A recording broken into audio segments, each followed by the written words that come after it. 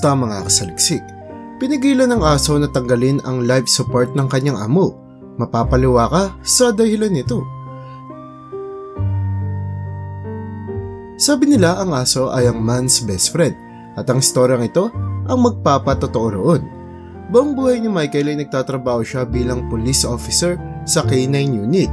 Siya ang responsable sa pagte-train at handling sa isa sa mga police dogs. Marami na rin siyang naging K9 partner sa kanyang karir, ngunit ang German Shepherd na si Zeus ay ang natatanging aso na nagkaroon siya ng hindi malilimutang pagsasama.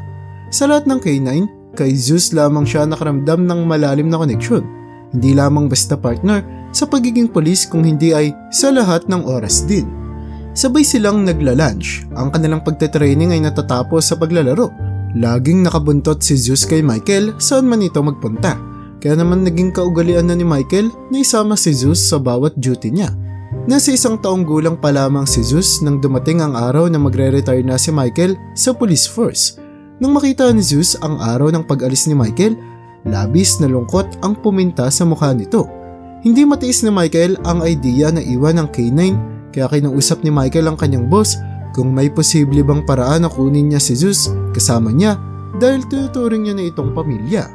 Noong una hindi pumayag ang boss ni Michael sapagkat isa si Zeus sa pinakamahusay na police dog sa kanilang department. Ngunit dahil nawala si Michael, wala na itong pinapakinggan pang kahit na sinong trainer doon. Kaya naman wala na rin nagawa ang boss ni Michael at pumayag na ito na isama na si Zeus sa kanyang retirement. Sa kabila ng matapang na pangalan ni Zeus, isa siyang maamong tuta at gusto na laging magpalambing imbis na maglaro ng awayan. Madali lang din siyang pasayahin dahil masaya lamang siya nakasama ang kanyang amo. Nang malaman nito ng pamilya ni Michael, nag-aalangan pa ang mga ito.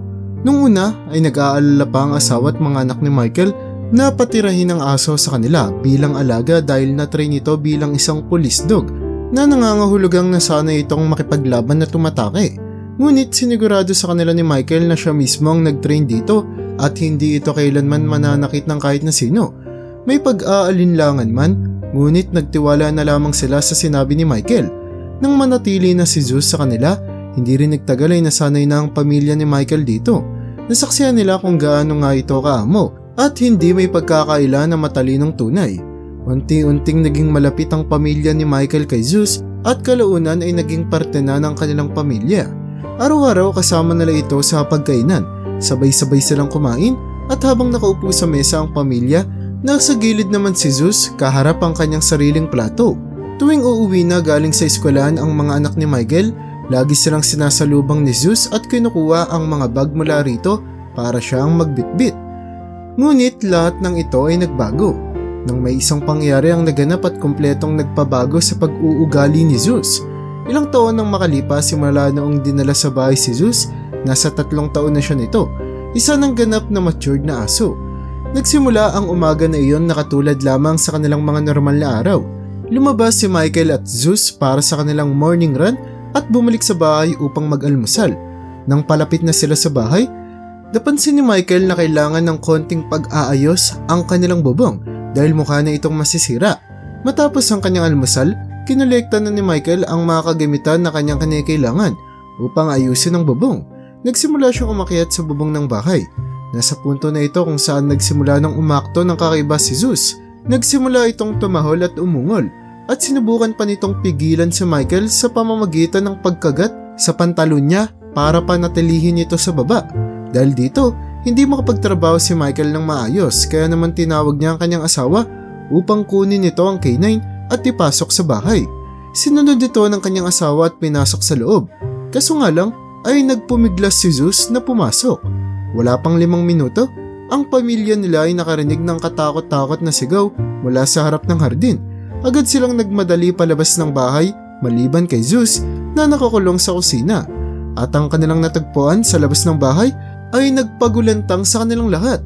Naroon, nakahiga sa dumuhan sa harap ng hardin si Michael. Nahulog ito sa bubong at nabagsak ang kanyang ulo sa lupa.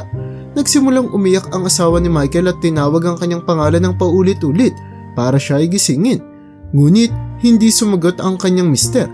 Habang ginagawa niya ito, ang kanilang mga anak ay tumawag ng emergency services para sa ambulansya.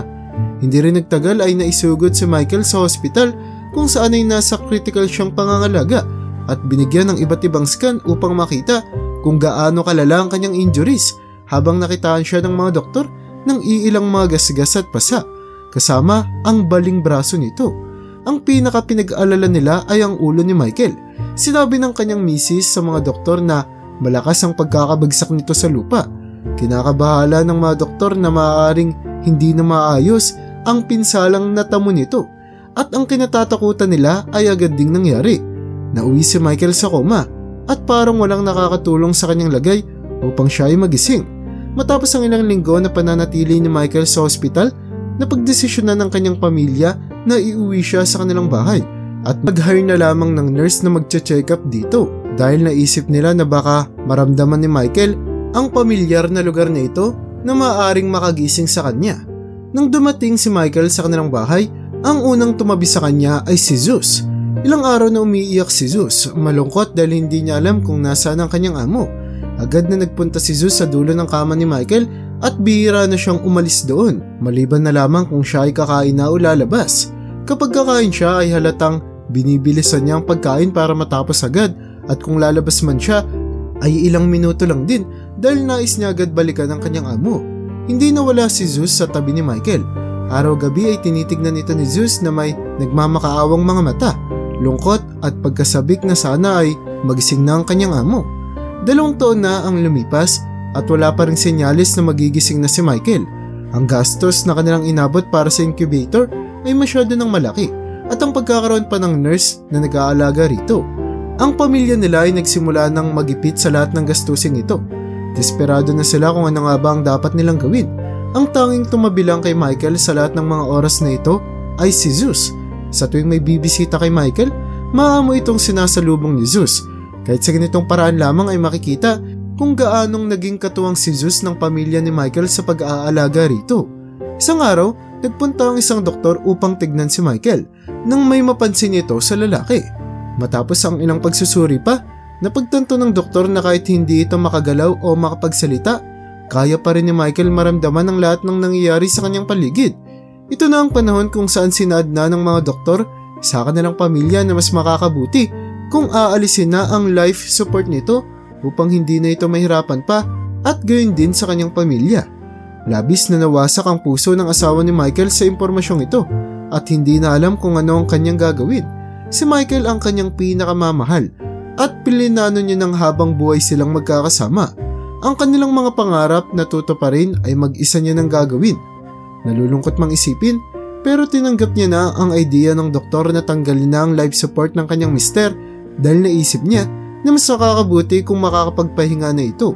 Ang tanging problema lamang ay kailangang dalhin si Michael sa hospital upang magawa ang proseso. Sinigurado ng doktor sa asawa ni Michael na magpapadala ito agad ng mga tao upang kunin si Michael kinabukasan. Habang nangyayari ito, nasa sulok lamang si Zeus at nakikinig sa lahat ng kanilang usapan. Sa sumunod na araw nang dumating na ang mga paramedics para kunin si Michael, isang hindi inaasahang pangyayari ang naganap. Habang papasok na ang mga paramedics sa kwarto ni Michael, biglang nagalit si Zeus at tinahulan ng mga ito. Nilabas ni Zeus ang matutulis ng ngipin at may pagbabantang kumilos na atakihin niya ang mga paramedics kapag lumapit ang mga ito kay Michael. Dahil sa takot, hindi na tumuloy sa pagpasok ang mga paramedics at sa halip ay naghintay na lamang sila na dumating ang doktor. Pumasok ang anak na babae ni Michael sa kwarto upang puwersahing mapalabas si Zeus nang sa gayon ay hindi na ito makapanakit. Nang makalabas na si Zeus, agad namang kinuha ng paramedic sa Michael at sinakay sa ambulansya papunta sa hospital.